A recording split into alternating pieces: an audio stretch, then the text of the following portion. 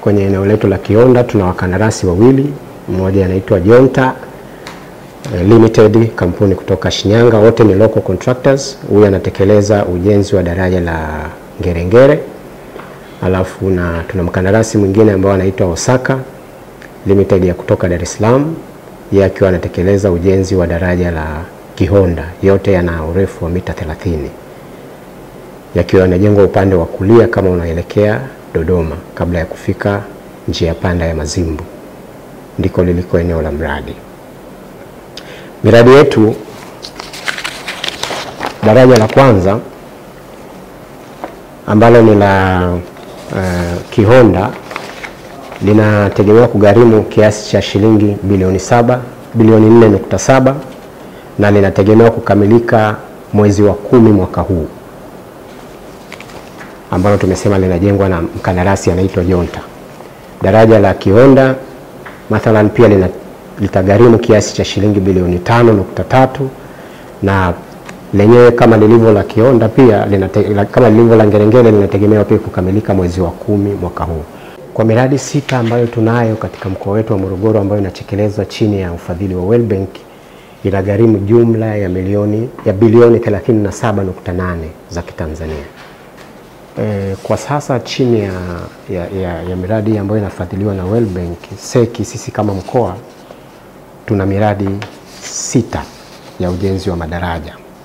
Sasa haya ambayo nimeyataja ni kwa sababu tulikuwa tumezungumzia tu specifically kwenye barabara ya Morogoro Dodoma, lakini tuna maeneo mengine ambayo tunatekeleza miradi hii. Tuna wakandarasi wengine kwenye maeneo mengine. Tuna ujenzi wa daraja la Chakwale, barabara inaitwa Iyogo Chakwale. Tuna daraja kubwa kule la almost mita 100. Kuna maeneo ambayo yamekuwa ni changamoto hasa wakati wa mvua nyingi, yapitiki. Kwenye ile barabara Iyogo Chakwale tuna madaraja mawili, tuna wakandarasi wazao wawili wanatekeleza miradi ya madaraja kule. Kwenye eneo la barabara ya Morogoro Iringa tuna utekelezaji wa daraja pia, na eneo linaitwa Doma. Mnakumbuka kama mtakuwa mnafahamu hii barabara, kuna eneo fulani tulijengaga daraja la dharura kwa sababu daraja moja lilivunjika. Sasa kwenye ile daraja chini ya utekelezaji wa miradi hii ya seki tuna ujenzi pia wa daraja pale. Lina spani ya mita 30.6.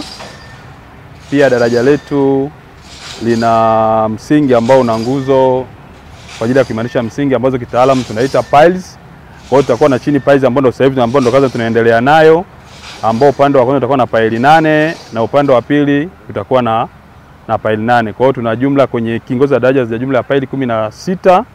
Alafu pia tutakuwa na pile cap ambao ndio tutaanza msingi, then tutakuwa na kitu tunaita steam wall ambao ndio hiyo kingo wa daraja upande wa Dodoma na upande wa Morogoro. Baada ya hapo tutakuwa na slab ambao tunasema ni deki, ambao tutatumia girders. Badala ya kutumia bimu za zege, tutatumia bimu za chuma. Na hapa tunatekeleza mradi wa ujenzi wa daraja la Kihonda.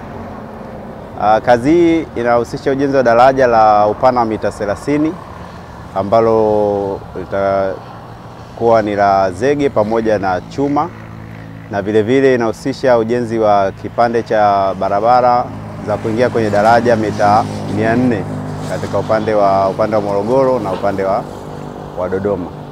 Na kazi za awali ambazo tumeanza nazo ni kwa sababu sehemu hii ni ya maji, tumeanza kwanza tumesafisha eneo na kuondoa udongo ambao haufai kwa ajili ya kifusi cha barabara na kuanza zoezi la uwekaji wa mawe kama ambavyo inaonekana katika site yetu.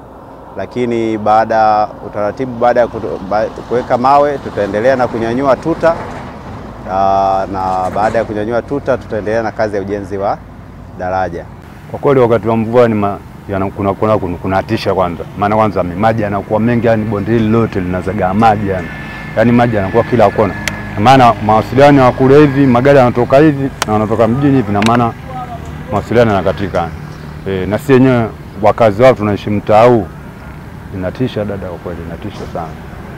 Kwa hiyo kama kwa ujenzi huu kidogo itasaidia, na tungeomba si wananchi yani wakishamaliza ujenzi huu wapanue huu mto huu angalau kidogo, hata angalau maji mvua zinaponyesha yale maji yapate mkondo yaelekee sehemu husika.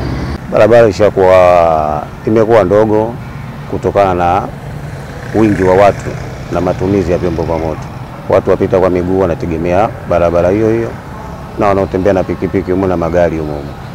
Kwa hiyo utanuzi wa madaraja utakuwa na unafuu kwa wapita kwa miguu na wapita wa vyombo vya moto. Na vile vile naona utengenezaji huu ungeenda kidogo haraka kutokana na huku tunakokwendea ndio kwenye masika. Changamoto kubwa, ajali nyingi zinatokea kutokana na ufinyu. Kishatokea changamoto hapo barabarani hapo, labda gari imeziba kidogo, basi inakuwa foleni kubwa sana. Kwa hiyo utanuzi wa madaraja itakuwa ni vizuri zaidi.